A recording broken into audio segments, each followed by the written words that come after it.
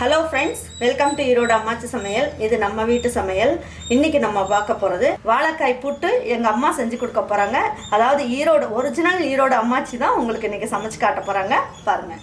நம்மளோட சேனலில் சப்ஸ்கிரைப் பண்ணாதவங்க சப்ஸ்கிரைப் பண்ணிக்கோங்க. சமையல் குறிப்புகள்லாம் உடனே உங்களுக்கு வேணும்னு நினச்சிங்கன்னா பக்கத்தில் இருக்க பெல் பட்டனை அழுத்தி வச்சுக்கோங்க. அப்படியே ஃபேஸ்புக், இன்ஸ்டாகிராம், ஷேர் சேட்டை ஃபாலோ பண்ண மறந்துடாதீங்க. நெய் 2 ஸ்பூன் போடணும். நீங்கள் எல்லாருமே வந்து உங்களுக்கு யாருமா சமையல் கற்றுக் கொடுத்தா அப்படின்னு சொல்லுவீங்கள்ல. என்னோட சமையலோட குரு யார் அப்படின்னு நினச்சிங்கன்னா என்னோட அம்மாவும் எங்கள் மாமியாரும் தான். இன்றைக்கி எங்கள் மாமியார் வந்து இல்லை, நான் எங்கள் அம்மாவை வச்சு இன்றைக்கி நான் உங்களுக்கு வந்து ஒரு வீடியோ உங்களுக்கு அம்மாவை செஞ்சு காட்ட சொல்கிறேன். நீங்களும் உங்கள் அம்மா மாதிரி நினச்சிக்கிட்டு அம்மா சொல்லி கொடுக்குறத நீங்கள் வீட்டில் செஞ்சு பாருங்கள். நல்ல டேஸ்ட்டாக வரும். கொஞ்சம் எண்ணெய் தாராளமாக இருந்தால் தான் இது நல்லாயிருக்கும்.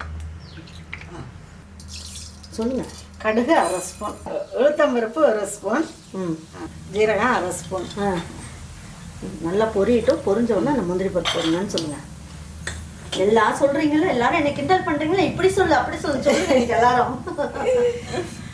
இது கடுகு, உளுத்தம்பருப்பு, ஜீரகம் இது வந்து நல்லா பொரிஞ்சு செவக்காக வரணும்.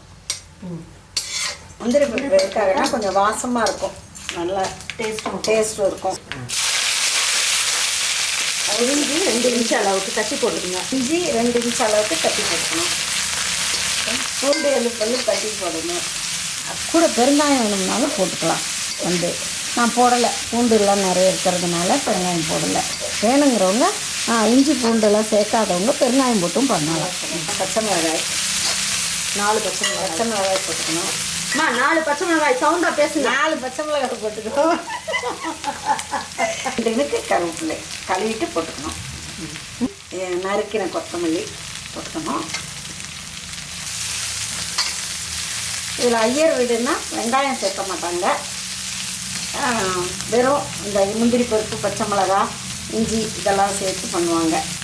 நம்ம கொஞ்சம் வெங்காயம் சாப்பிட்றவங்கனால வெங்காயம் கொஞ்சம் கலந்துக்கலாம். அதாவது நான் சமையல் செஞ்சு நான் வீடியோலாம் போடும்போது அம்மா என்ன பண்ணுவாங்க, நீ அப்படி போட்டிருக்கலாம், நீ இப்படி போடலாம், அப்படி போட்டிருந்தா நல்லாயிருக்கும் டேஸ்ட்டு அப்படின்னு சொல்லுவாங்க எப்பயுமே. நான் சொல்லுவேன், அம்மா நீங்கள் வீடியோ எடுத்து பாருங்கம்மா, உங்களுக்கு தெரியும், நம்ம செய்யும் போது கொஞ்சம் நமக்கு பதட்டமாக இருக்கும்மா அப்படின்னு. அதெல்லாம் ஒன்றும் இல்லை, நீ வீட்டில் செய்கிற மாதிரியே செய்ய வேண்டியதானே அப்படின்னு என்னை கேட்பாங்க. இன்றைக்கி பாருங்கள், எனக்கு சொல்லி கொடுத்த அம்மாவே ஒவ்வொன்றும் போடும் போது தடுமாடுறாங்க. மஞ்சள் தூள் 1/4 ஸ்பூன்,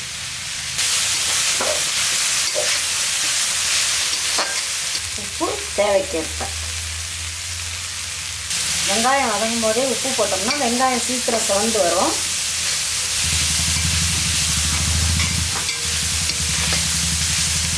தேங்காய் பூவும் இதிலே போட்டு வதங்கினோம்னா காய் வந்து சாயந்தரம் வரைக்கும் கெடாத இருக்கும். ஈவினிங் சாப்பிட்ற வரைக்கும் கூட இருக்கும்.